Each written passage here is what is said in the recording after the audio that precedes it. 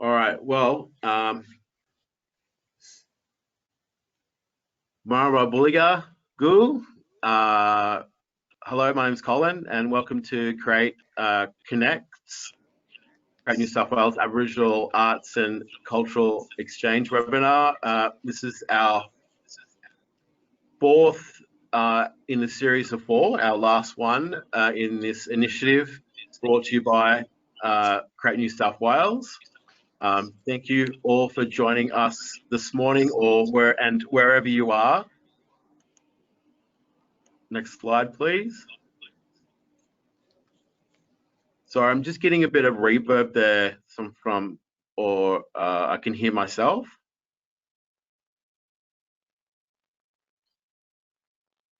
I think that's it now. So, of course, with proceedings and the way that we conduct ourselves as First Nation peoples all across this country and this continent is that we acknowledge or welcome and the lands that we're from and who we are as First Nation peoples.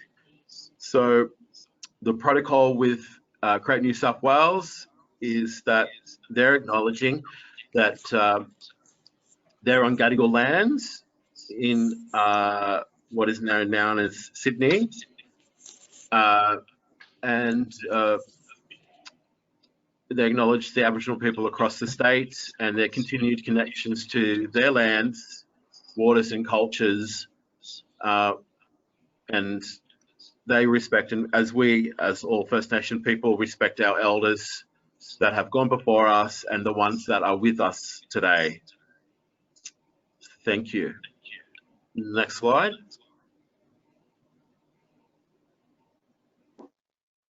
So, yes, Maraba Buliagu, my name's Colin Kinsella. I'm a Gomeroi man from Northwest New South Wales. I've been living in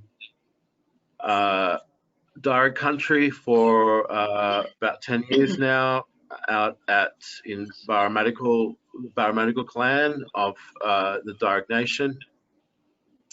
And co-hosting with me this morning is I'd like to introduce Bibi Barber.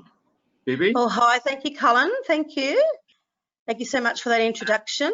My name is Bibi Barber. Thank you, Colin.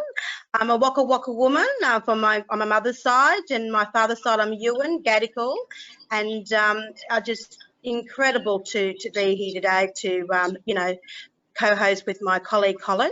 And I work with Peter White at Create New South Wales as part of the Aboriginal Strategy and Engagement team. And yeah, I'm going to be helping everybody today to really, get into the conversation and have a really good time, and also for the viewers to get to understand what's happening out there in the COVID world of the digital age. So thank you so much. And under Gadigal languages, Warami, and from where my mother's from, Goodmully, which is Waka Waka. Thank you. Oh, very good. Thanks, Bibi. So I suppose we've got to just go through housekeeping, which is, very relevant and crucial within the digital age.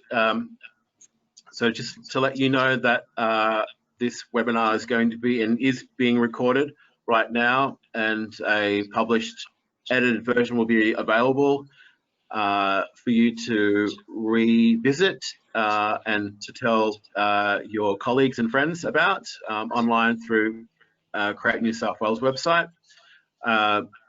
Just with this and all the other webinars is that we request that you as a subscriber or a visitor to keep your mics on mute. That prevents sort of interference with the presenters speaking and with ourselves as hosts. And also through this actual platform that we suggest you click the tab at the top right-hand center of your screen for the Everyone View tab, so you can see, and it brings up the active cameras of people that are speaking with you today. And we encourage all of you joining us today to add and contribute and engage with our dialogue blog, which is in the top right-hand corner, which is you click on, and we encourage you to whiz through our presenters if you have any questions for them. So yeah, next slide, please. Sorry, Colin, there's just a bit of a mix-up happening right now. Sorry. It's okay. So this, I think we've rolled out some really interesting and engaging artists with us for the last webinar through this series initiative. Instead of 2, we've packed in 3 exceptional artists, First Nation artists for you today. And in order, a fella, a countryman by the name of Travis Vries. Hello, Travis. Rhyan Clapham, Yama, and lastly, we have Nadina Dixon with us today. Yama, Nadina, how are you? Good, brother. So to get the ball rolling and getting straight into it, we'd like to start with Travis. So, Travis. Hi, everybody. Maraba Buliagu, how are you there, brother? Yeah, I'm really good. I'm really good. Yama, everyone. I'm a Gamilaro man, and Darug, countryman to Colin. And thanks so much for having me on today. For those of you who don't know me, I'm a very contemporary artist. Rather than just a contemporary artist. Kind of like to think of myself as a concept artist, and I'll use whatever medium I need to explore whatever concept or narrative that I'm working on at the time. I use a lot of visual arts works, as well as writing and sound and video stuff. I'm a podcaster and really into video gaming. And kind of creating in digital spaces. Could jump into the next slide, please. So I wanted to chat today about a couple of things. One is my work. 2 is a platform that I recently started called Awesome Black. And 3 is digital sovereignty on online spaces. So I started making work. I've been making work my whole life, but over the last couple of years, I've kind of moved very much to taking the majority of my work online. And I wanted to talk about like how, hey Nadina, how I got from a space of like just working completely offline and physically to making work online that didn't make any money at all to now making work online that is bringing in an income. And so I wanted to kind of share this piece that I made late last year, which was a kind of cute little diagram that was responding to some work that I was doing as a producer in an organization that shall not be named, and just kind of the like, I think everyone in this room's probably seen this, but like, there's inequalities and diversity and intersectionality and inclusion I used as like buzzwords in those spaces. And so the reason I'm bringing this up is because this is my most viewed piece of work online. And the numbers here doesn't show it, but across various platforms, if you go to the next slide as well.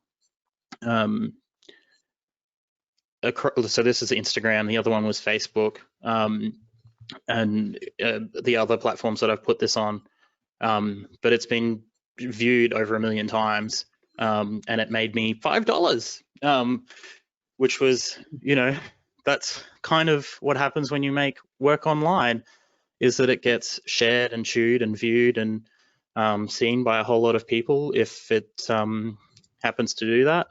And then like, how do you turn that into sort of food on your table? So the $5 that I got from this piece was a lecturer in a university in the US reaching out to me and saying, I really love this and I would like to use it in a presentation, and can I, donate some money to you for that use? I was like, yeah, of course you don't need to. The purpose of this piece for me wasn't to make any money. It literally took me 15 minutes of work and then a whole week of responding to angry and polite comments on the internet. So this, like, having this work get shared that many times was kind of a big wake-up call to me. I'd already been really looking at monetizing my kind of online work for a while and how to do that best, because even though I do like 80% of my work online, the 20% that I do physically was financing me. So I was still making all of my money off like in-person conversations, physical exhibitions and appearances, and like it just seemed kind of wrong, like that I'm getting paid for 20% of my work, but 80% of my work is just going out there for free. So if we jump to the next slide, I'll keep talking a bit about my like journey to getting to where I started Awesome Black. So 2 years ago, I left my full-time, well, a bit over 2 years ago, I left my full-time role at the Sydney Opera House as a First Nations producer there. And I went to be a full-time visual artist and maker, and started the podcast Bro Originals, which you can find on Spotify and iTunes and sort of anywhere you get your podcasts. I did that with my brother, and we put out a show every week. And again, we don't get paid for doing that. We do an hour's show for free every week and put it out, and we have over 2,000 listeners and subscribers, and and that's building all the time, and there's a whole lot of engagement that we go and do around that on Facebook and Instagram and Twitter, and we regularly make sort of viral memes that go along with our shows. And so how do we monetize that? We didn't really have a plan at first, and so over the 2 years since I've started this, I've been working towards kind of getting it to be not my full-time job, but a part of my kind of package of income. And so what I did, the first thing I did, because I have a background in like performing arts and producing that work, is I just sort of hit all of my contacts and networks in there and said, hey, we want to like check out the show that we're doing. We want to do this as a live show, because we're comedy based, and kind of works as a stand-up comedy show where we sit down behind a desk and read off our laptops. And we were really lucky to kind of get featured by the Australian Museum within 6 months of starting it. And from there, we were able to like build that into a touring package that we could shop around to other performing arts centers. Then obviously COVID hit, and we couldn't, so in Australia, in the first week of kind of the lockdown, when the government was sort of winding back from, you can have 500 people in a theater, you can have 200 people in a space, you can have 20 people in a space. No, none. So that week, like that happened over a week here, and we had a show on that Friday night at the Queensland Performing Arts Centre. And it was like, this is our biggest show yet, and it's getting cancelled. Heck yeah. That was pretty depressing. I'd been planning to start this platform in June of this year. And because of that like slow shutdown and like drying up of, again, that 20% of work of doing live performances being 100% of my income for a product, to combat that, I wanted to start this platform, Awesome Black, and bring in other podcasters, other creators in the online space, and other artists in the online space, to be able to be on the platform and have a way that audiences can connect with them and support them financially for the work they're doing and for the like engagement that they build and kind of fan bases and communities that they build around their work. If we jump over to the next slide, this is just like our press pack for our live shows. And yeah, jump again, sorry. So this is Awesome Black, and it's First Nations creatives, podcasts, gaming, and art. I totally see gaming videos and the creators of them being a part of this kind of online art form. That's my personal kind of take, and I'm one of the makers of these gaming videos. So that's my stance. So what we do with this is we bring Originals as kind of the test case for it.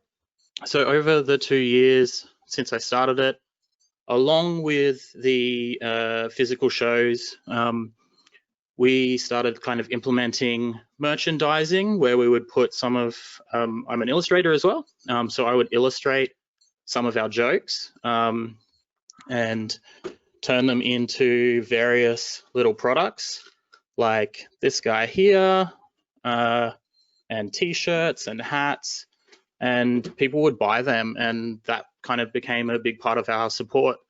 And then other people were like, why don't you have a Patreon? I was like, well, so we started a Patreon for a bit, and then we realized we were giving a whole lot of money to, a commercial company to handle our transactions, and, skim some off the top for themselves.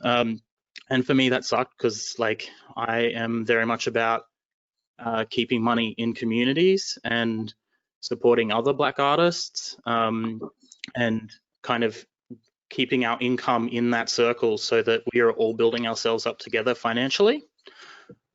So I implemented a thing on my website called the Members Zone. And so people could join at different tiers. So for as little as like $2 a month, they could get a hold of extra content that we were starting to make. So my brother and I started making little gaming videos that we would put out, or little comedy sketches that we would put out, how-to guides on how we started podcasting and that sort of thing. Like, it was just little extras at first. And now what we do is we put out 80%, I kind of use this 80-20 sort of thing. We put out 80% of our shows for free still, and then we hold 20% back that goes, if you see up in the top right-hand corner, this is the members kind of area of the website, and you can click on there. You can become a member for as $2 a month is the like starting tier, and then it like steps up from there.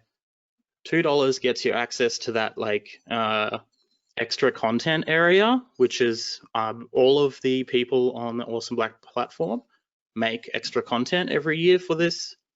But then as you go up for like $5, $10, $15, you get like pins, sticker packs, t-shirts, priority access for when we're doing live shows again. So you get priority access to the ticket runs. And I guess like it's really just about building in like this value add so that people listen to our show, they really like it, they really enjoy engaging with us in the various online spaces around the show, and they want to support, but no one, like, I think the nature of work on the internet is that everyone is used to the internet being free. Like, no one wants to go onto the newspaper and pay for that extra content. It's the same with arts. Like, everyone is used to getting things for free. So the other thing like that most people do on the internet is do advertising, which is something we're trying to build in, and is one of the big reasons for starting Awesome Black. As a podcast with 2,000 listeners, that's not enough to monetize through advertising. But as a First Nations collective, Awesome Black, with 15, 20, 30 podcasts who each have 2,000 listeners, together we have 150,000 audience numbers every month. And so then we come from a place of strength and we can go out to advertisers and get that money. And so I act as the director and curator of Awesome Black. It's a non-for-profit organization. And so I approach people to be a part of the channel, but we're also taking submissions. So people can reach out to us and say, hey, look, I'd really like to be a part of it.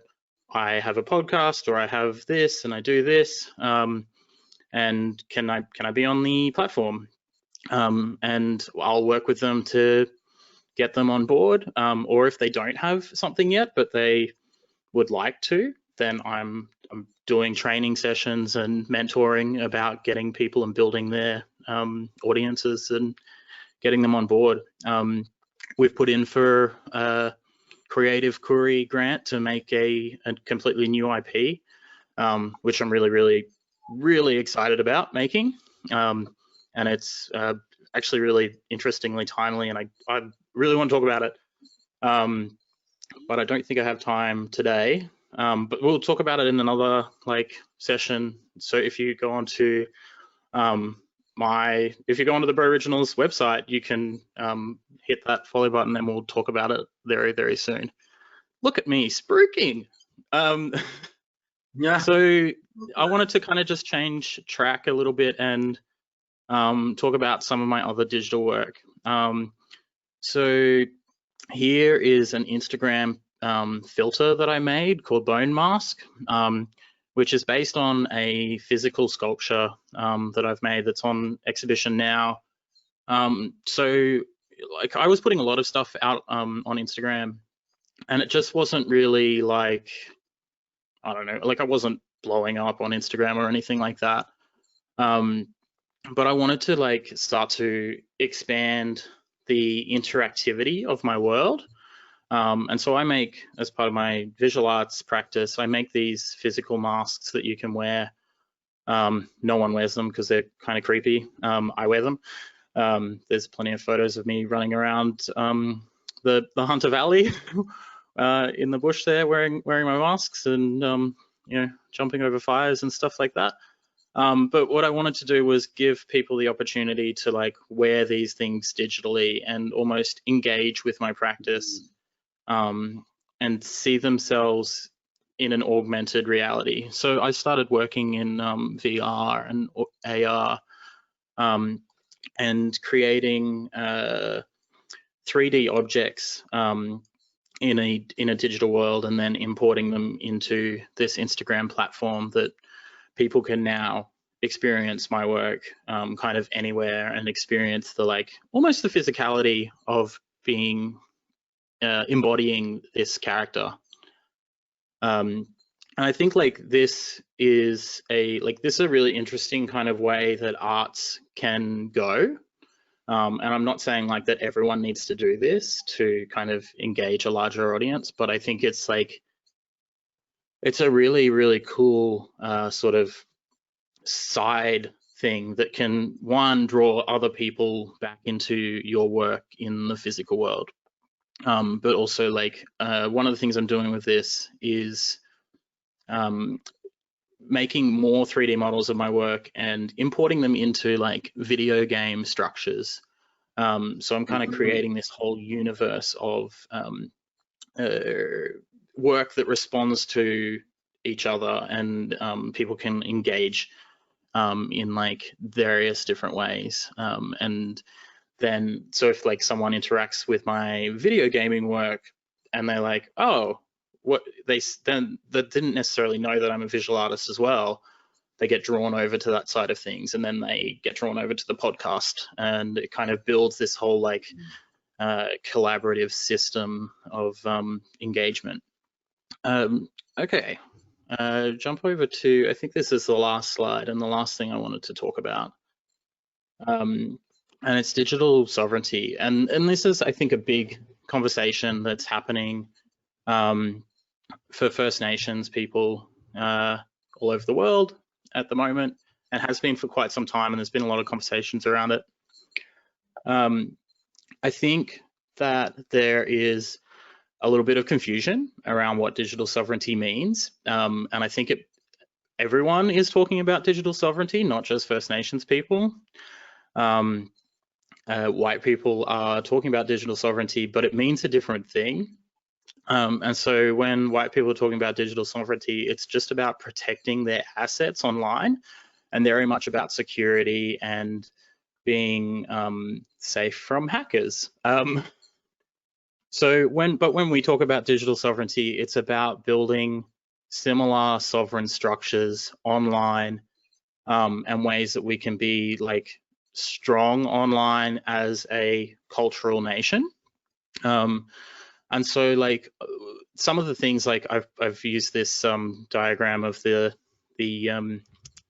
iceberg, where the thing you see publicly and what most people think of as digital sovereignty, there's all of these other little extra things that you can be doing as an artist or as a organization or as a maker that sort of give you a form of digital sovereignty or a form of sovereignty online, and you kind of can create your own like nation space.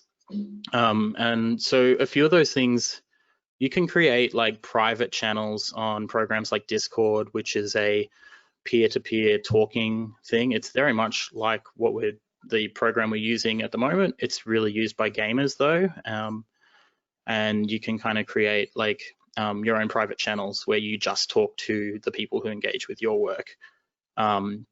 And very much like what I've done with Awesome Black, where you have your members zone. So with that, each of the members that like pay their membership, they get a logon code, and that's the only way that they can log on and access that work. So that creates this like, you know, it's kind of like creating a fortress around your sovereign work. So the reason I wanted to talk about this is like when you're collaborating with other people and other artists, you can have layers of sovereignty and layers of protection around your work. And so you can create channels and zones within your website and in the various sort of programs that you use online, where only you and the mob that you're working with, or just your specific cultural group, can access. And it's just about learning the tools to build these in. One of the projects that I'm like really excited about and want to work on is creating these 3D objects. So I do a little bit of work for the Australian Museum, as well as my creative work. And there are thousands of really important cultural objects in museums all over the world that white people have taken, physical objects. And one of the things I want to do is make these into digital objects so that they can be given back digitally to the various nations, or they can be given back physically to the various nations, and the museums can keep the digital version. So it's about like, because you can experience something digitally and have all of the information and cultural context there, and you can, if you have the right tools, you can experience it in a way that is akin to the physical world. And it's just about all of the like kind of extra things that go into that. Like if you've got the right VR system, you can feel that object and feel the like touch of it, but then you can also recreate it physically, like another version of it, because you've got that mold there that's in the digital space. Anyway, I think that's it for me. I'm sure people will have a few questions at the end. And yeah, I'm really excited to be able to engage with you all in this way, and can't wait to engage with you in the future. Travis, thank you so much. That's really informative about your practice, your established practice, and this, I suppose, a new era that you're venturing into. It's really exciting, and something that's you know, I've written down a few notes there that I'd love to engage Awesome. and ask later at the end when we have everyone asking questions. But such a, you know, we live in a digital age. I think because of COVID and other things, and the, you know, we're thinking, you know, we exist in the digital age, but now it's the time that we can really explore the depth of how engagement can exist in the digital age. And with some of that stuff, it's amazing. Did you want to, I mean, we've got up on the screen there, like your contact details, and when did Awesome Black go live? Was that very recent? So Awesome Black, so we launched in April. I was originally going to launch in June, but because of COVID, I was like, I need to get this up and running so that I can start like getting the support for myself, but also the other artists, but also like Australia was really, the Australian art scene I found really, really weird at the kind of point where COVID hit, because it was like suddenly everyone's like, oh, we need to take our work online, and I was like, guys, you should be taking your work online 8 years ago. What are you talking about? You're not just going to build an audience next week like for your dinky theatre show. And like, it just seemed like, you know, the wrong tack that people were taking. And I was like, I've been working on this. I've been working on the idea around Awesome Black for 2 years. And researching the different structures that you could use to kind of do that. And I was like, okay, I need to put this out as a case study. I mean, I've been going for OzCo and Create funding for it for 18 months. And hadn't been successful. And I think that's because like I needed to kind of have proof of product. And like now that it's launched and online, people can see what I mean and what I've been talking about for the last 18 months. Let's just see the evidence of it. That's and amazing. It's going strong, and it like we've not spent any kind of money on advertising around it, and it's just kind of growing organically and building itself. Brilliant.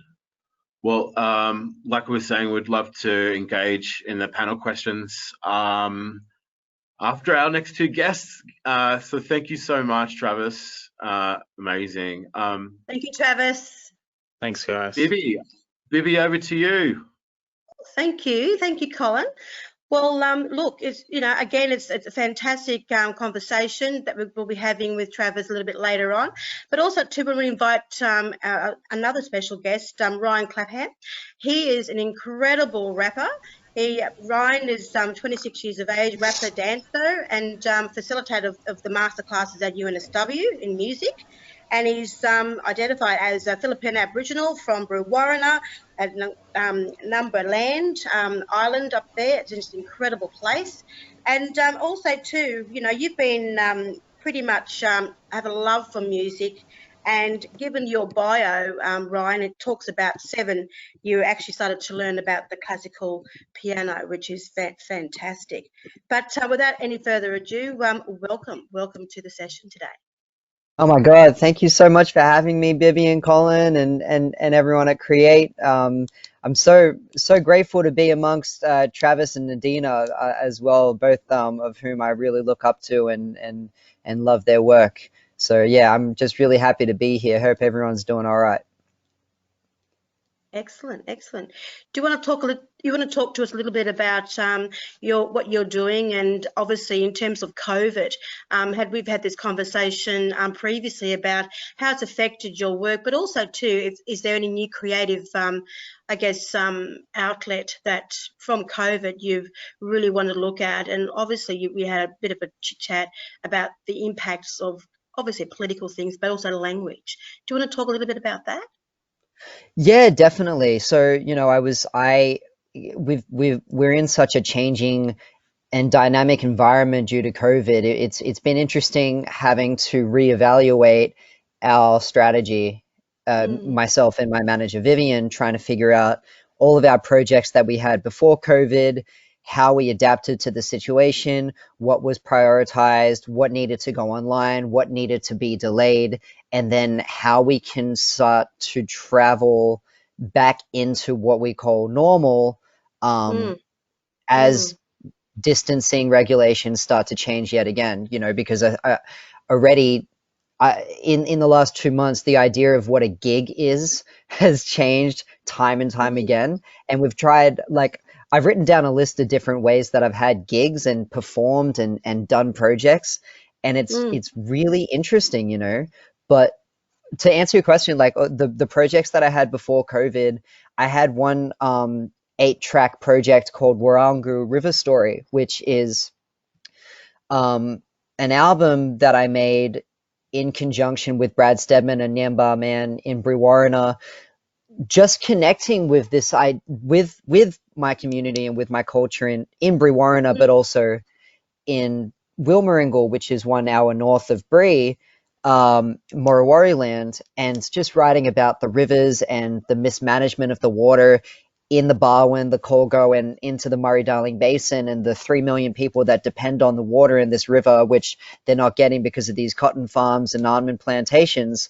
All of that had to be delayed because we didn't want to just drop it. We didn't want to just release it because it, for me anyway, it was far too important and cultural and urgent to have it just fall by the wayside and succumb to just Spotify streams. It needed a crowd behind it. So we're waiting for that opportunity, Oh, fantastic. Fantastic. Yeah. And that love for music you have, and I guess translating now you've talked about it, about language and storylines into the genre of rap and hip hop and jazz, because you are classically trained, and it's just an incredible talent that you have, and it's sharing that knowledge, and also as you were saying, having masterclasses that you've been doing with UNSW, and the fact too that very skilled in that, and having a Bachelor of Music. I mean, I just think it's incredible the work you're doing, and Thank giving you. back to community, and also, like you say, getting community involved in your projects, and how song and dance, obviously. There's one thing I want to say is that Slow Sydney was one of your video clips that you've done on your iPhone, which I thought was amazing. It was incredible. That was so much fun. Yeah, that was back in the day when I had my what was it? iPhone 6S, and it had that slow-mo function, and so I went around Sydney just taking slow-mo footage and saying I made a video with made entirely on this iPhone 6S, and I should get paid by Apple for that, honestly. But Well, yeah. that's been creative. Yeah. Yeah. Did you have another slide that you wanted to have a look at? Yeah, for sure. Yeah. So, these 2 screenshots I took were just sort of to prompt and talk about different forms of gigs that I have done over this COVID-19 period, and like I said, like it's changed time and time again in this environment where no one has been in this situation before. No one knew exactly what music and performing would look like online. I mean, people were already doing it, but in the sense that there was more of a crowd starting to turn towards and depending on live streams. Live streams was the most immediate thing that I started to do. The pros and cons of live streams are that, it is great to be able to engage with your audience through these live streams, but at the same time, exactly like what Trav was saying, like, how much money do we make off of this? Nothing, like it's hard. So for me, what I've learned is the balance between doing these free gigs and doing these paid gigs. Like I've done teaching on Zoom. I've done I've performed and pre-recorded workshops and performances for high schools and the Biennale of Sydney and councils, different councils, just to say, hey, you know, I like Reconciliation Week and all of that, whatever. And yeah, they pay, but they're to specific groups. And what I've realized is, like, in this time, what I had before COVID, what I'm doing during COVID is all leading up to what happens after COVID-19 happens and Wow. regulations start coming back. So I'm realizing that not live streams, but how can I engage my audience and say, and invest in this engagement enough to say, hey, don't forget about me when all of this comes back to, you know, normal. How can you do that? And I think, like Trav was saying, like, these Patreon stuff and these GoFundMe things are great, but yeah, they definitely take a cut of your pay. Bandcamp was doing this great thing for a little while where they gave 100% of all their revenue to the artists. Mhm. Stuff like that I think is fantastic. Intimate groups, workshops with smaller groups is fantastic. That's a great way to invest in your group, and then to say, hey, don't forget about me when COVID-19 finishes, and let's actually, you know, remember how we, you know, had to survive during this time. So I don't know, I'm kind of learning as I'm going on what I need to do as an artist, you know what I mean?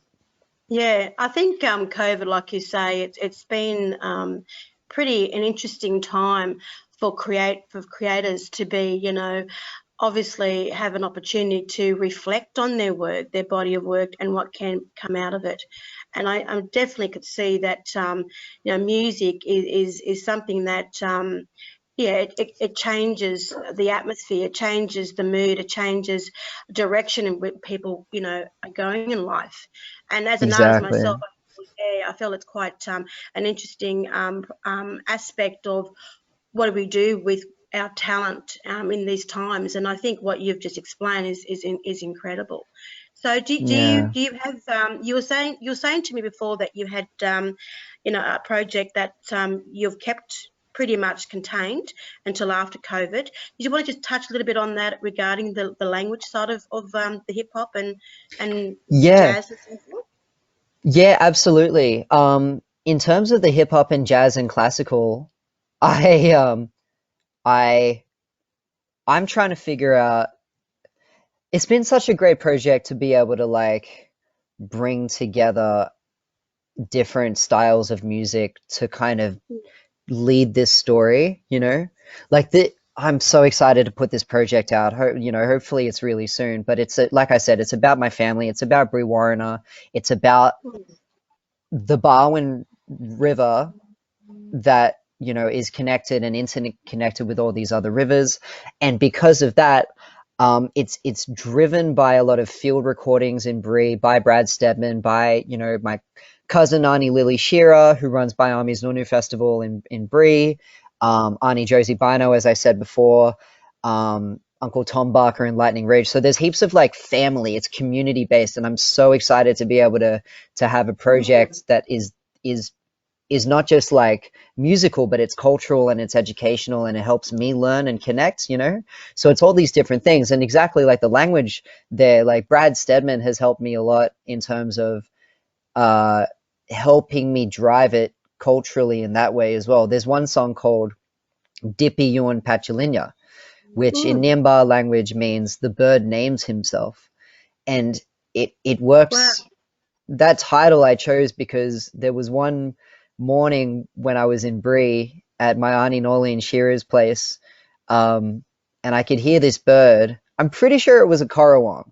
I'm like, I've asked so many people, and so many people are like, I don't know, it's a magpie. I don't know. Yeah. Anyway, it's a gorgeous song that he's singing, and I have made music, beautiful strings, and all of this stuff around this bird song. And you can hear Brad Stedman whispering Dippy Yuan Pachalinya, and then I rap on it and I go on and I'm trying to tell these bits, and it's because of this.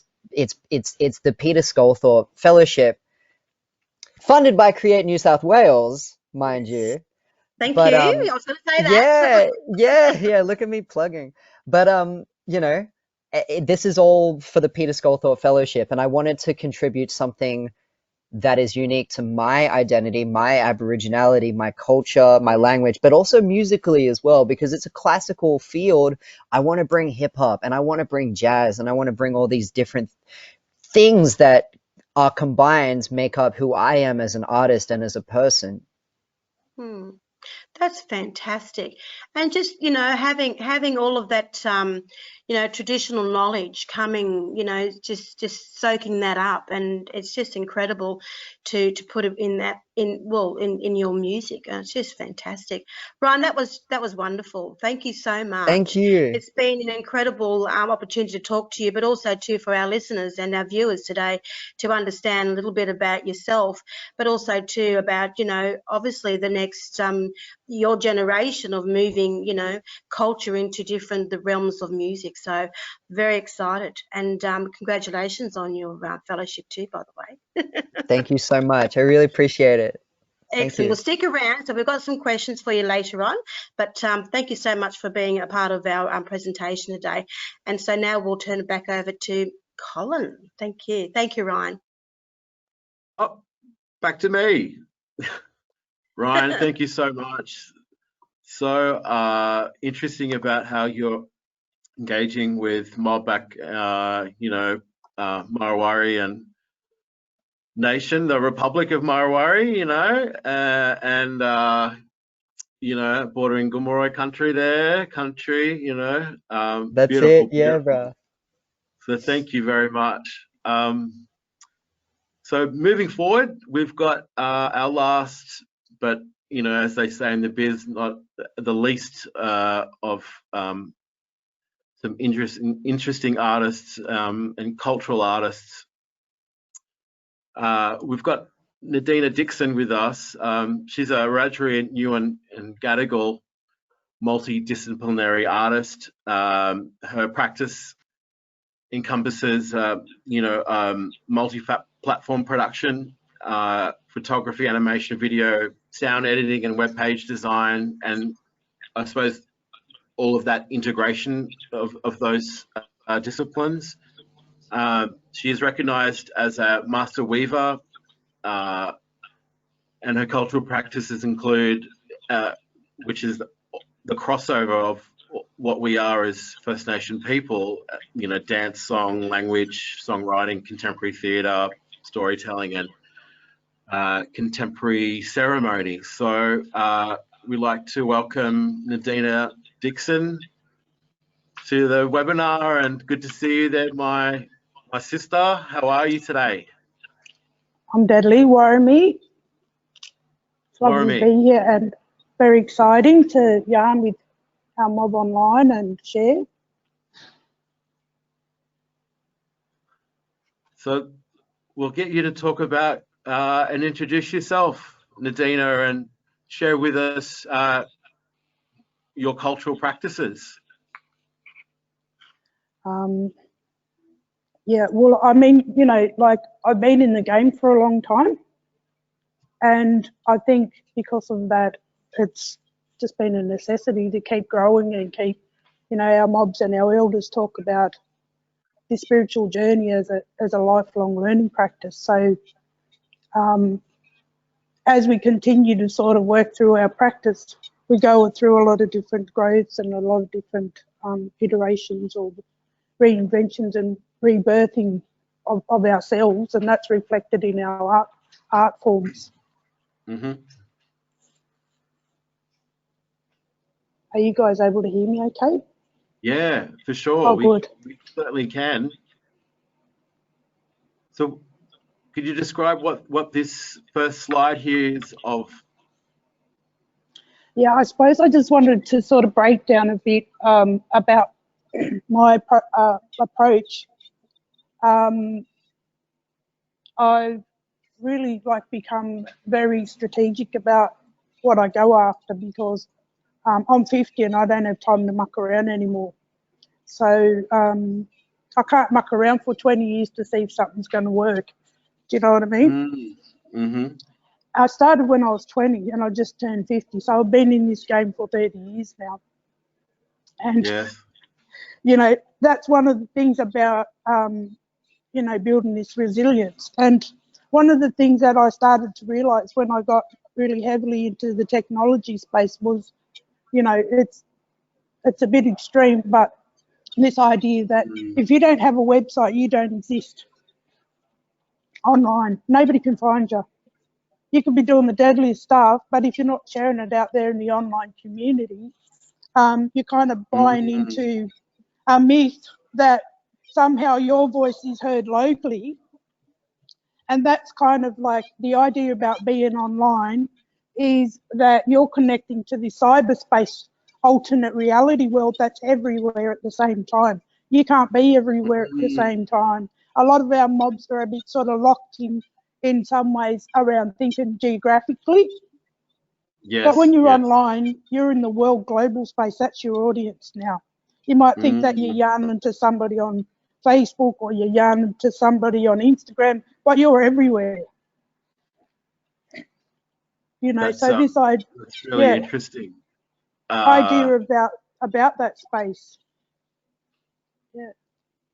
And was there any sort of, you know, second thoughts about engaging in that for you as an artist? No, I've been in the online space for a long time. So about 15, maybe 15 or 12 years ago, I got totally obsessed with technology, and I did a diploma in multi-platform technology, interactive technology, and so that was about web page design, UX, user experience, app design, pitching. So it was really like looking at a productized way of how you digitize what you create. Because, you know, like if you look at it for me, I'm a girl that grew up in the missions. So and you know, like my mother's mob are from Yuin country, and also my family history and connection to Gadigal country through my Locke and Sims and Foster and Ella families. So that's the Clapham mob as well. And then my father's people are from the Snowy Mountains. So I grew up in the communities, and, you know, for me, then later on with my grandfather's involvement in the freedom fighters movement, coming through the, you know, 70s and 80s kind of time frame, and seeing all of that social black pride sort of emerge out of the community was a really powerful and exciting exciting space to be in, you know. But at the time, you know, when I first started, you know, 15 whatever years ago, I couldn't do an email. So I did my first degree, didn't have a computer and couldn't do an email. So my kids actually taught me to use the email, and you know, now like I've grasped the skill set, you know, to the other sort of polar opposite end where I can build web platforms, not just the sites, but the platforms that they live in. You know, I'm doing augmented reality, and I'm teaching decolonising methodologies in art and design at lecturing at UTS. So this is my third year, developing content as well around Indigenous knowledges. Yes. And how we embed Aboriginal, you know, perspectives into the art and design space. And I think that's the thing too, having a voice.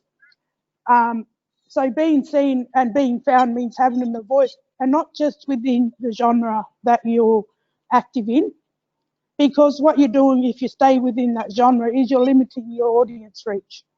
Yeah, very true. So being seen itself about what you were saying about being seen and being found, it's sort of and what I was sort of saying to Travis before, like we live in the digital world now, and I suppose with COVID and it's the tip of the iceberg about wanting to engage and be seen, like with that with that screen there saying how you want to be seen and how you want to be found and how you want to represent yourself, I suppose, as well. Yes, well, exactly. And, you know, like I'm always advocating for mob to learn how to control and manage and create their own digital assets and their digital content. Because any time you pay somebody else to create something, they own the copyright of it and they own the ICIP around it.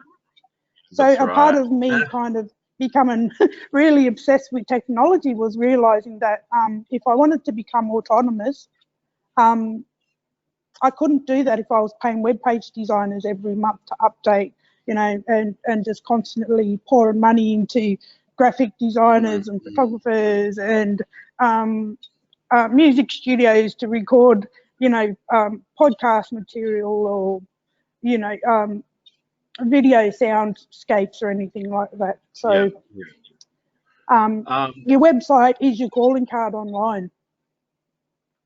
I like that. I like that. Yeah. What's the because of time, we want to move through your slides. What's the next slide? Okay, so the next one, is talking about who are your stakeholders? Who are you creating art for? So you're not creating art for yourself because you don't buy your art. Other people are consuming your work. And so understanding who are the stakeholders, who's got the money, and how do you get it? So if you're not creating specific content for particular markets, well, you know, one of my aunties, she was very, I'm just trying to think of the word, creative in her thinking, you know. And she said, why would you go and work in a sector where there's no money? And why would you apply and target what you create to audiences with no money? So one of the first things is who's got the money? And how can you create and reshape or adapt what you create to fit into a different space? So you're not only limited to, you know, working within the same sort of format over and over again. So audience engagement is looking at how you can move across spaces and not have to only stay within the one genre that kind of might see yourself existing within. Yeah. So it's sort of like knowing. Will we move to the? Knowing, for sure. Just on that, you know, like knowing who you are, how you want to be perceived, but then also who's your target audience, I suppose, online. Yeah, who's your audience and who's your buyers? Because knowing who your buyers are is what's going to make your product sustainable and your company sustainable. You can't run a business without money. So that's how I see it. You know, I've got to run what I do and operate as a business. I'm an artist, that's what I create, but it's within a business model. So that's right. This slide here talking about product. Yeah, well, online product is your digital content. So whatever it is, if you want to use your phone, like, you know, brother said, you know, he used his iPhone to record a video, or you can use your iPhone to photograph or to live stream or to record audio and use those as podcasts. So the thing about creating content is you have a product, and once you create it, you own the rights to that product, and that's what you can then license. Wow! And so you have a lot of power with the ownership of your license. And that's strength too. That's strength about knowing what laws there are and what ways there are to protect you as an artist. Delving into the digital realm, or having a website, or having even photographs of your work online. And it's sort of like safeguarding what you have. Well, it's looking at your multiple income streams, and it's saying, well, if I'm putting all of my business into one product, and that product's not doing well at that time for whatever reason, then you've got 9 other products.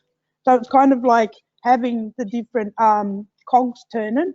So you're not just relying on one thing going well, and that's that diversifying product development into other sectors, so that you know, one field might be doing great. So that could be the thing that's keeping your other projects happening, because you're able to self-fund through that. It's like having an ecology of things happening and existing. And you're, I suppose it's like when we were talking yesterday, you were talking about gardening, and I suppose to use the metaphor of sort of watering this plant over here, watering this plant over here. You know, everything is broken up, but you're tending to your garden online as a digital websites, or where else your art exists. Well, I mean, yeah, exactly. That's right. I sort of see it as well, you know, like as in your camp. So if you're looking after your camp and it's got your garden there, that you're planting all different, you know, beautiful products like veggies and everything, then if something's not taken off, something else is. And then if you know, the carrots might be growing real deadly, but the lettuce is sort of like failing, and so then you can reseed there. You know what I mean? And so it's our art practice is a constantly moving, adapting organism, you know, in real time. We're living it real and we're doing it real. And so I see, you know, that as an ecosystem, like you're saying, and the online world is an ecosystem too, and so is your business model, you know. But if you're through your camp, you're setting up camp, that's your strong presence. You've got your garden, you know where your resources are, your water's close by, and people know where to find you. So, you know, there's blackfellow ways that we can think through these processes as well, you know. And like one of my elders, you know, he said, my girl, he said, our people, Corey Mobs was sending messages through the sky long before the white man invented the computer. So this is not a new thing to us. You know, star maps and sky worlds and, you know, the cosmology of knowledge and of communication that already exists within the sky realm. So good. So good. So what's the next slide? We have 4. Yeah. So diversification, okay. So I suppose I'll just talk a little bit about once you digitize something, it is endlessly duplicatable. So I can take the same drawing that I do on an A4 size tablet and blow it up to 20 meters. I can print it on anything. Like, so once it's digitized, it just has this shape-shifting ability that it can now be on lots of different things. It never loses its momentum. It never loses the ability to be, you know, reprinted endlessly at high quality. So I'm just showing this example of a hand sketched work that I also that's done style. I put digital artwork as well. So that's from the original to then printed, and I could also project it on the side of a building if I vectorize it and, you know, change the format from a JPEG file to a vector file. I can scale it endlessly. I have a question. Does that, by diversifying that artwork, does that modify the cultural and artistic integrity of your art? Well, I mean, I believe, you know, that an artist's expression of their art form or their practice is multidimensional, and within all different contexts, we can decide and choose what context. So the dilly bags that I create, you know, within our cultural context is a cultural object, and maintenance of our cultural practices, lived practices of using for gathering and medicine and well-being and carry resources, and, you know, even in dance, and you know, that play a big part of our cultural, material culture. But when I put them on a mural, on a gallery wall, within that context, they're a sculpture. So Very cool. being creative, that also means that whatever story world we want to connect, it's our vision. We get to choose. Very true. Very true. We got another slide there that you're going to present to us. Yeah, so making the wallang. Yeah, making the wallang. Nah, brilliant. So there's a lot of ways to make money online that people are not tapping into. And one of those is looking at monetizing your knowledge and your skills into online teaching. And so if you develop your modules and your course outline and sort of shape it whatever way you want to, and then film, you know, even off an iPhone, you can film all of your content and break the modules down into units.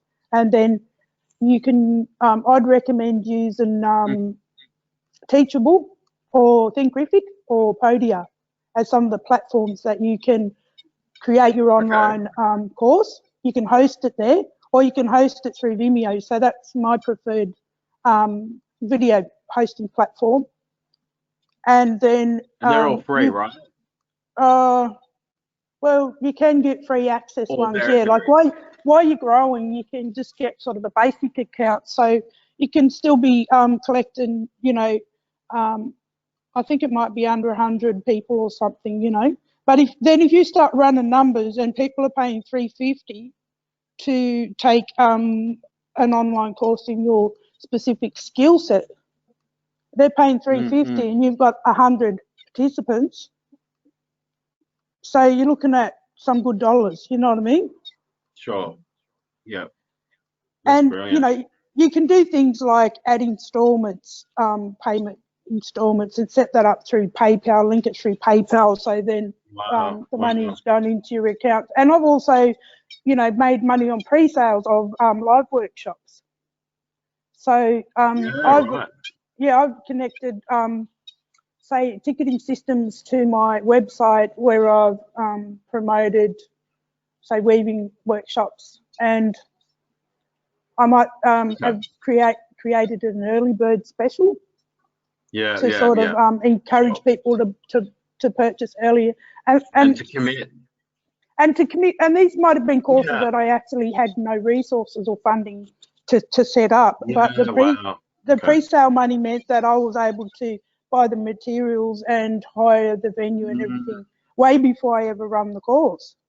Yeah. So very good.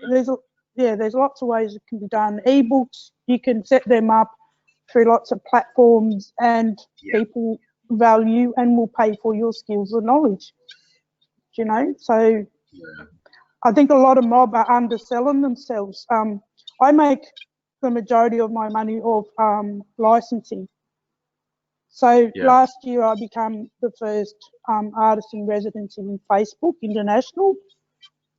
And so that was a great opportunity, but it also made me realise that when we only think locally, we're thinking small.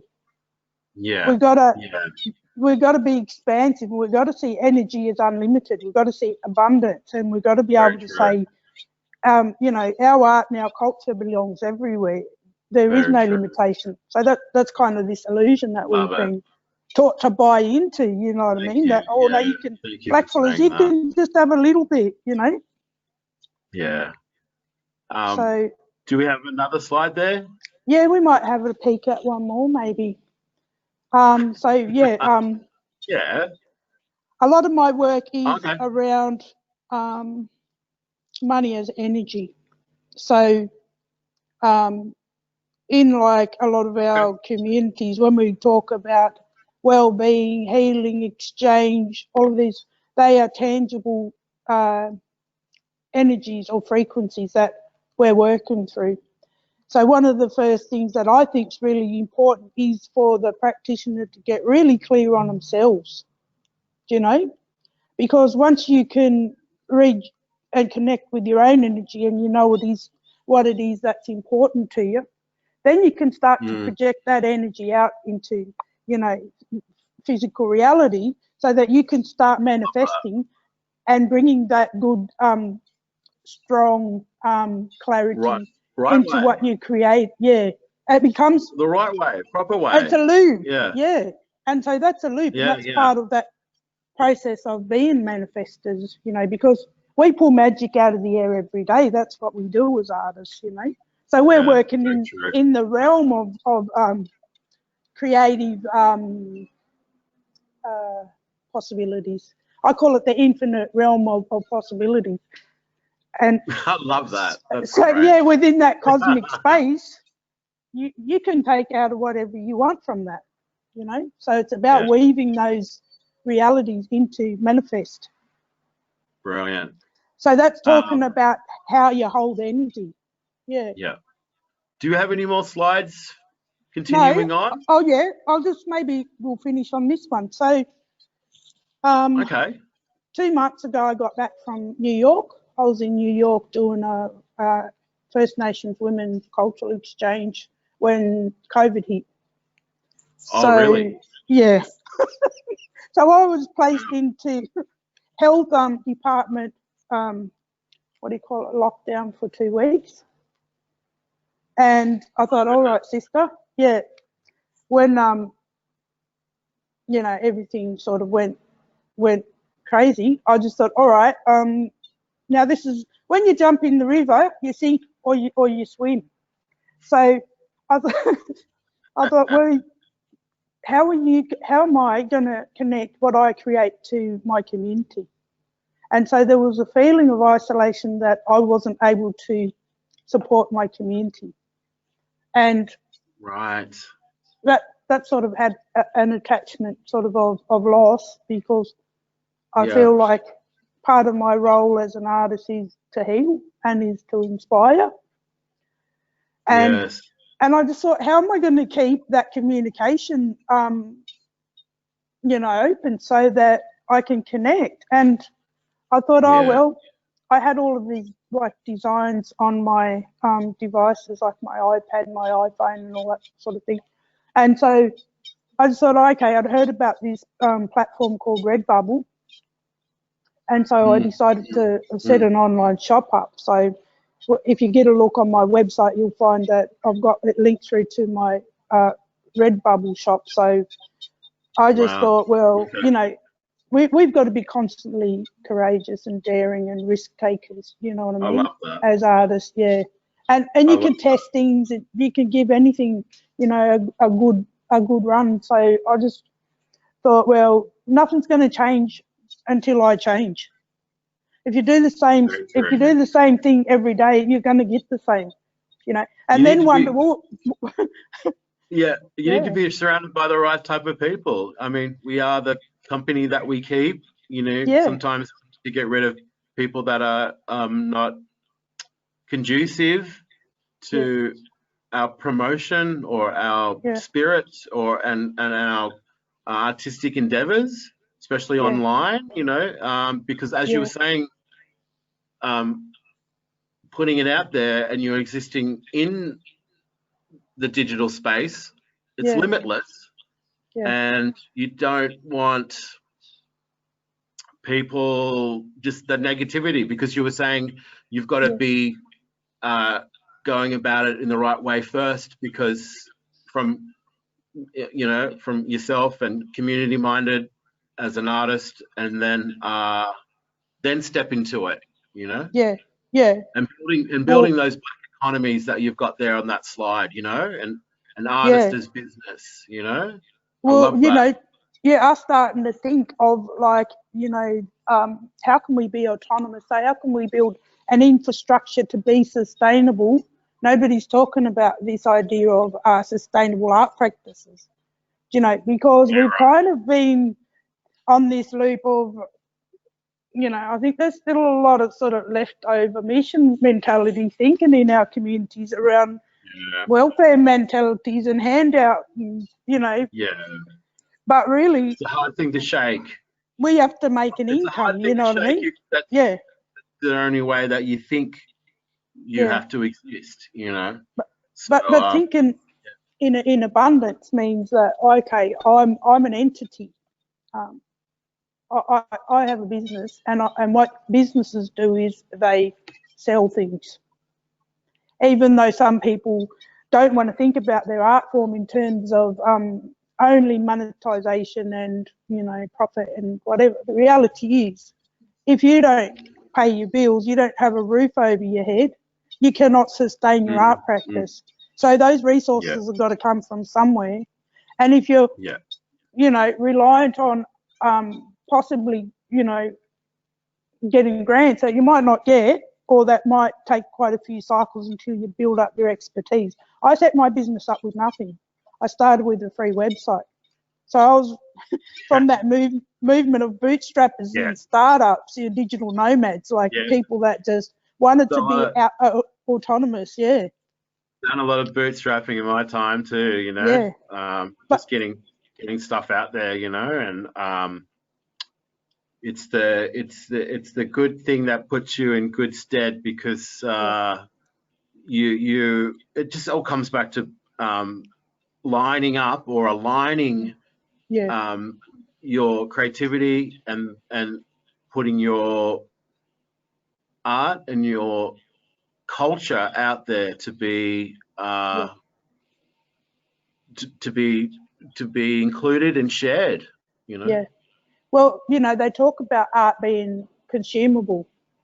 So if we're not making content, how we, you know, allowing people to have easy access to what we make? If it's like, oh no, I've only got this thing on that one place, or, you know, you've made it hard for people to access your art, or they can't, you know, contact you, or you don't have, you know, something they can download, or they want your CV because they want to put your work in, blah, blah, blah. You know what I mean?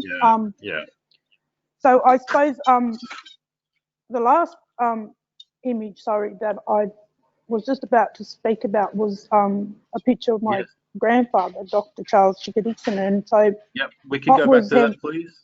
Yes, please.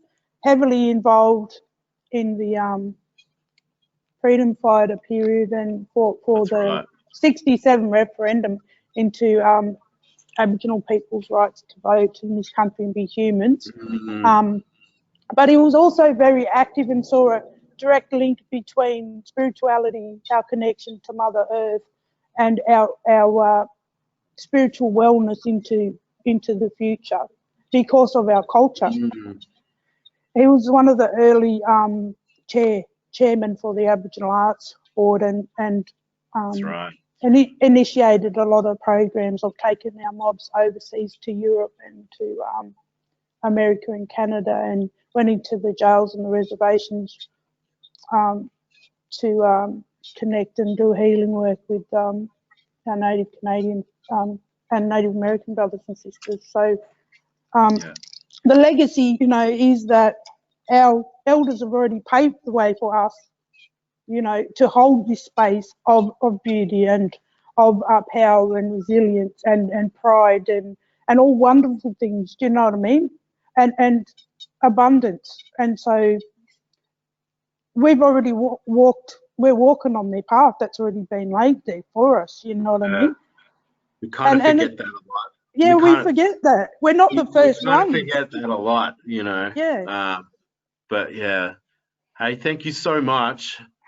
Thank you so much, Nadina. Like, it's just, we could talk for, I know we can talk for a few more hours, just, you know, drilling down and seeing where we all exist and sort of exploring where our art exists and all of our different types of art, you know, and with other I can't even say the word. Panelists today we have. So we'd like to move on now to questions with everyone. So I'd like to invite everyone back, Ryan and Travis and Nadina. Hey. Hey there. I love it. Hey. That was awesome.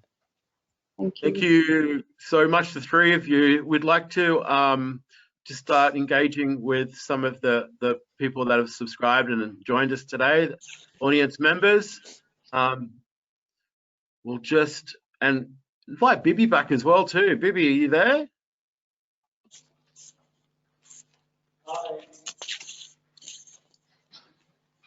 You go on, Bibi. Hello. All right. So. Oh, okay. What was that?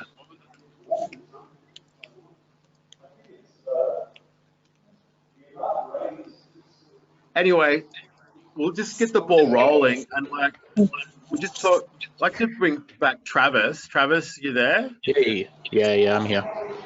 Hey there. Sorry about the interference there. Someone must be having their. Oh, all good, man. Their, all good.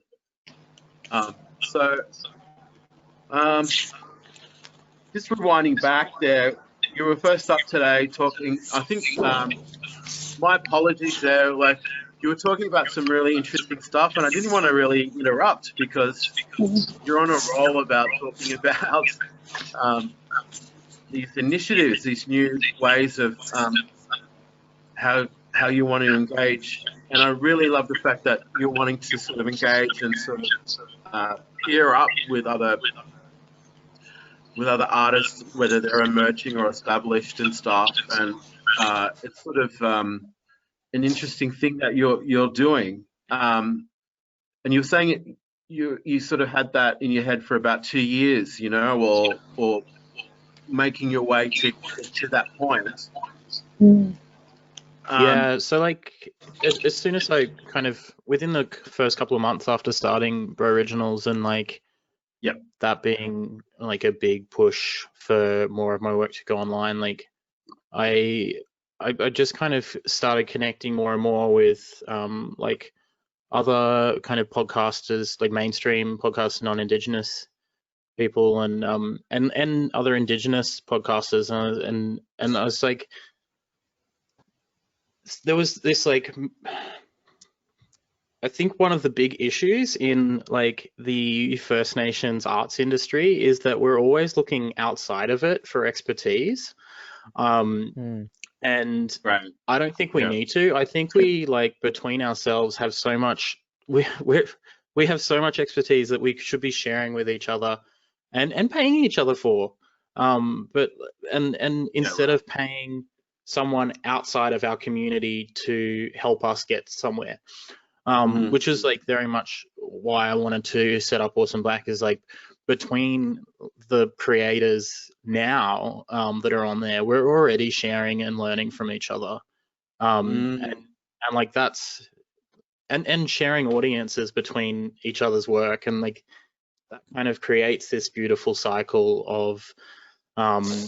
of growth for our shows and for our creative work and for our like learning new skills in technology, but marketing and business.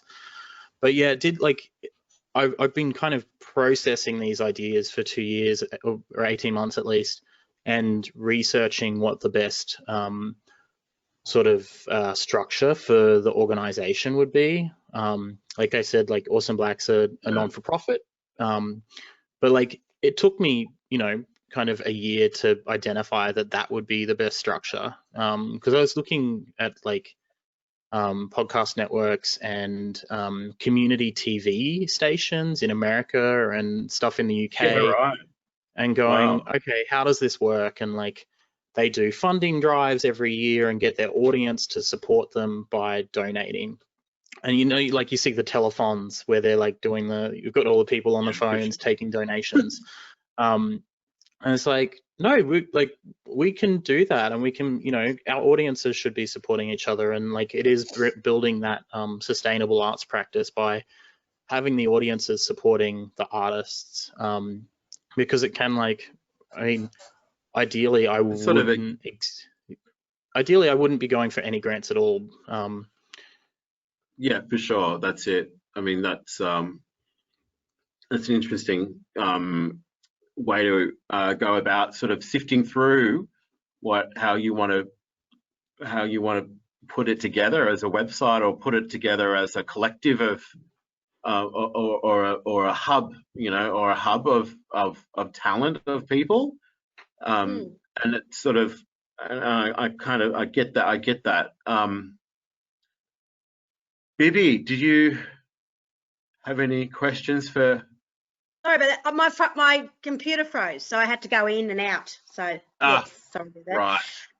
Yeah, no, I just think what Travis is doing is absolutely amazing, because as like you're saying, and what Adina said too, as artists, you know, we need to have a presence, have a footprint within the social media and also online to show the world this is who we are, because, you know, the world is our market. And if we don't kind of navigate, you know, on the digital you know, platform, then how are people going to know that you are here, that you're breathing oxygen, but also too to showcase your work online, and to have those mechanisms and fantastic resources that Travis mentioned before, you know, having that on that platform. And like you say, reaching the audience is you know, that's the future. And I think what Nadina said about learning those processes, you know, and understanding how they work is just so vital for you to succeed. Absolutely. One of the things I didn't mention, I've mentioned it in like previous forums I've talked about Awesome Black in, is like the modeling, the financial model, and how that kind of flows through to the creators. So whenever anyone supports a show, they becomes a member, they get to choose how many shows they want to support, or which shows they want to support, and like 80% of their money goes directly to those creators, and then 20% sits in the Awesome Black coffers, which goes into like training and upgrading people's equipment. And like eventually what we want to do as that grows is start a commissioning fund.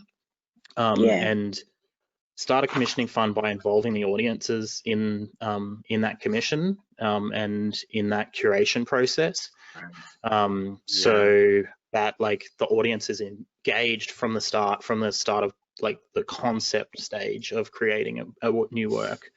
And I mean, there's some issues around that of it not being necessarily a socially equitable structure, because the people who this work is most popular is more likely to get up, but also like it kind of brings people more in sort of engaged in that work, and makes it so that work's going to succeed rather than fail. Because like I would hate to commission a show that gets seen by 5 people. I would prefer to commission a show that gets seen by 100,000. That's right.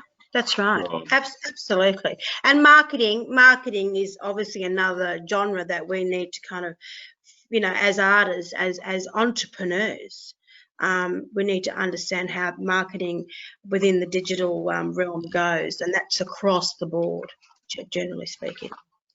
Yeah. Good one. Colin? Hey. Sorry, yeah. I look to bring Ryan in here now as well. Like, do you see yourself starting up an empire like Travis in the future? Yeah, well, I was just sitting there thinking about what Travis was saying before about sovereign space online, you know, and I believe that in the music industry anyway, you're seeing so many more truth tellers and people. There is a growing audience to that, and when I say that, I mean a non-Indigenous growing non-Indigenous audience who want to know the truth, and people are starting to reject mainstream media and looking for actual spaces where garbage is not being spilled, like where actually they can see, a bit of us and a bit of themselves in that as well. And I've seen people like Jimbla and other mob, trying to challenge certain radio stations and say, listen, we're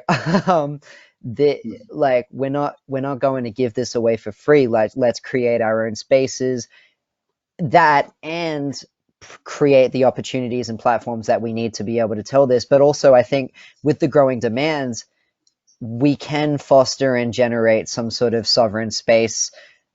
I mean, we already have Koori Radio, and I don't have any like specific solutions, but I know the direction is towards that. Like, there's definitely wiggle room coming up. Yeah. Amazing. Fantastic. Nadina, did you want to? You got your mic muted again. Yeah, I thought like what I'd maybe just yarn about was this idea about having your website, you lucky dip, you know what I mean? Like, you build a website, do you know how many billions of websites there are online? So some of it around relying on sort of unspecified audiences, I think, is potentially having a really broad, which is great, but then also maybe having specific target groups. Because one of the problems about websites is that nobody can find you unless, like, you're using your social media to drive traffic to your sites, and that's what's going to bump up your search engine optimization. Yeah. So video is the highest ranking search engine optimization tool.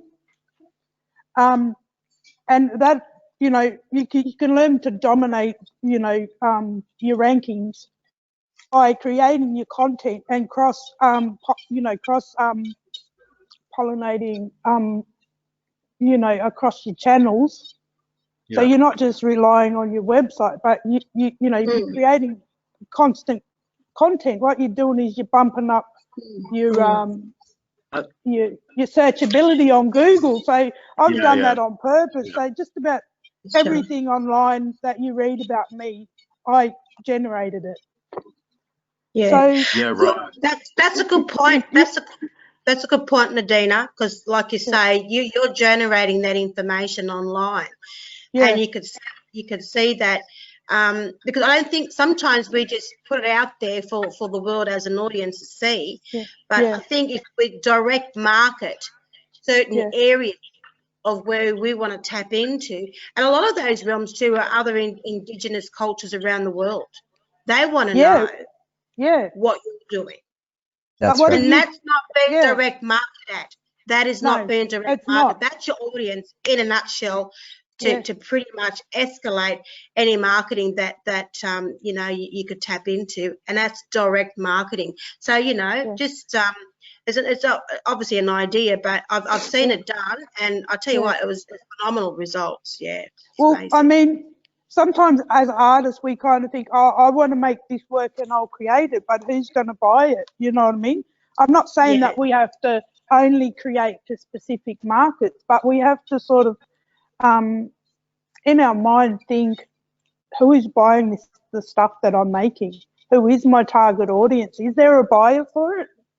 And that might mean sort of testing out different platforms, or testing out different the shape of different projects that you want to do, like run split tests and do the same thing across 2 channels and see what, like if you embed your analytics into the back end of your website, you can see what kind of hits you get and how, like, what out of your content is being consumed the most.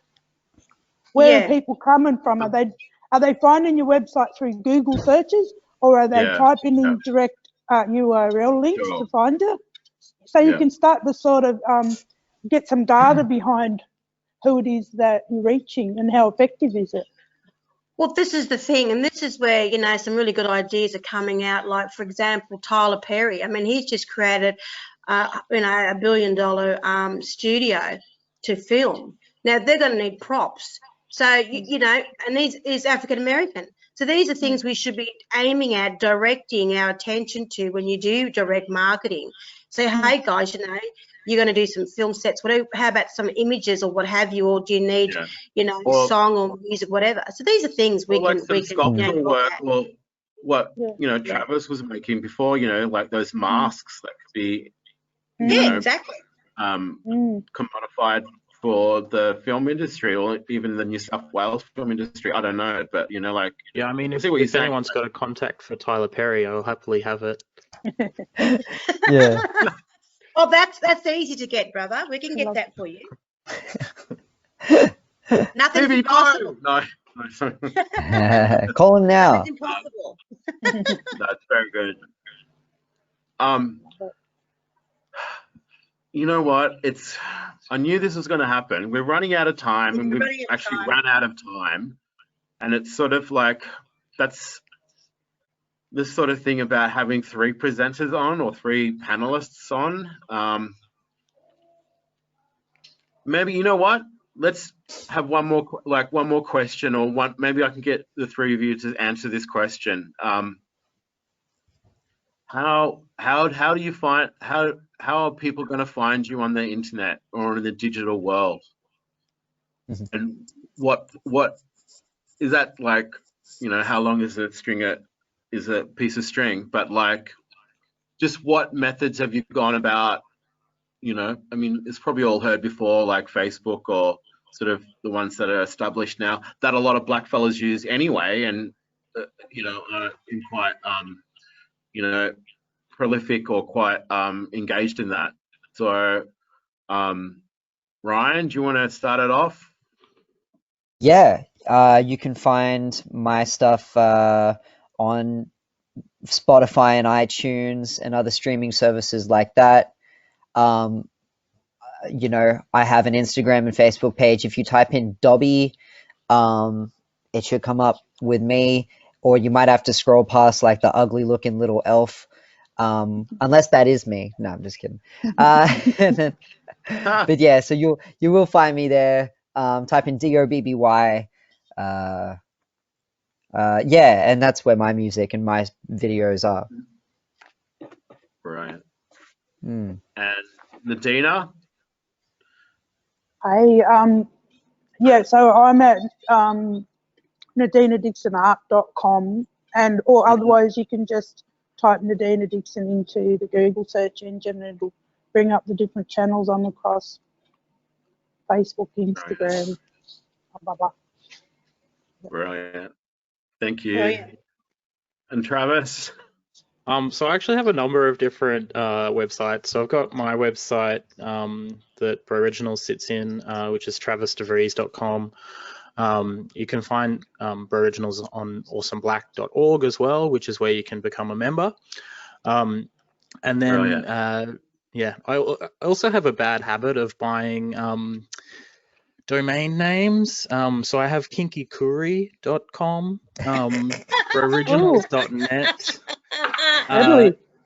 ya-hole.com, which all redirect back to Aboriginals. It's just this is my internet strategy.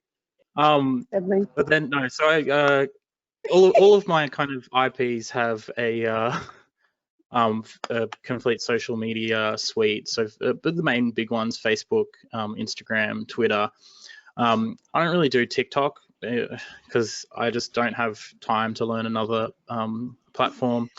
But you can find, like, if you type in Aboriginals or Travis de Vries on any of those social media outlets, you'll find me. Sometimes it has an H in between Travis and de Vries. And then we've also got our YouTube channel where we make some content as well. And if you're on Twitch, find me at Just Us Warrior. Not Justice, Just Us. Just us Very for good. now. Fantastic. Oh, well, thank you very much, you three. Could I have the next slide, please? Is anyone there?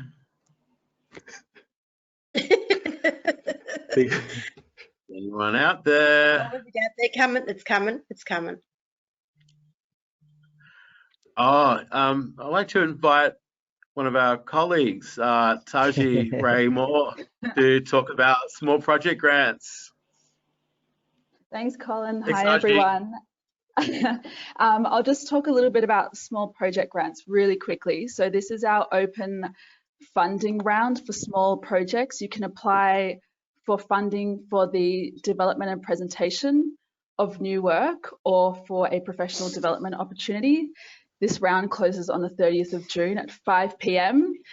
You can apply for between $500 and $5,000 and you'll be notified of the outcome of your application within 3 weeks of applying. Your activity must commence at least 3 weeks from the date you submit your application and be completed by the 31st of December 2020. So yeah, as I said, applications close end of this month, so get in quick. We've had an injection of funds into this funding program, so yeah, it's a good time to apply. And well, we'll go on to the next slide. And I'll just give you some information.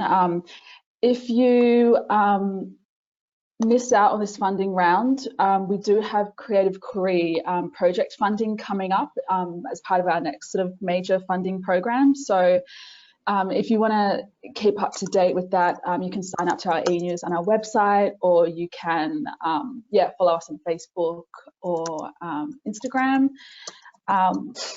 And you can even, get in touch with us. So there's, 3 of us Aboriginal staff in the Arts Funding and Development team, myself, Tammy Close and Colin Kinchler. You can give us a call on any of these phone numbers or send us an email, if you want to talk through your project and your application. And that's it from me. Thank you. Hey, thanks, Taji. We have the next slide, please. Oh, that's it. Well, guys, Thank you. artists, fellow artists, colleagues, Bibby, thank you so much for being part of today. Pleasure. Ryan, Travis, Nadina. Thank you. Thank you. As Thank always, I welcome and I learn so much from each and the 3 of you every time I catch up with you. It's a pleasure. I understand that, the digital age is here to stay. So it's all about getting out there and engaging and getting how we connect with other mob and the people that we want to share our art with. Again, I appreciate that so much, and I'm really appreciated for Bibby to be a part of this as well, that she was doing some of the webinars with us. To Taji Ray Moore, thank you very much. And to Miralee Ray, it's been fantastic out the back here with setting up and sort of working with. The big thank you is Tammy Close, whose initiative this was to get that information out there and good Tammy. Sort of push for black fellas to get on there and come through Create New South Wales to engage and sort of share their stories and share what they're doing and their initiatives. So I thank you so very much. I hope this has been informative. I've learned, like I said, every time I get to meet with you all separately and to hear you now collectively. So I appreciate that from my heart, So Me too. thanks, Bibby. Brilliant, so much. So we're just going to sign off now, I suppose. See you guys. Thank you very much. Thanks. We can Thanks, see Tammy everyone. there. Thanks, Tammy. And Thanks, Brian. Mara, Thanks, Travis. Gigi, Thanks, Nadina. be well. So I thank Thanks, you y'all. Good to very see you. much. Stay deadly. Take See care. ya. We'll Bye. Bye. See you later. Bye. Bye.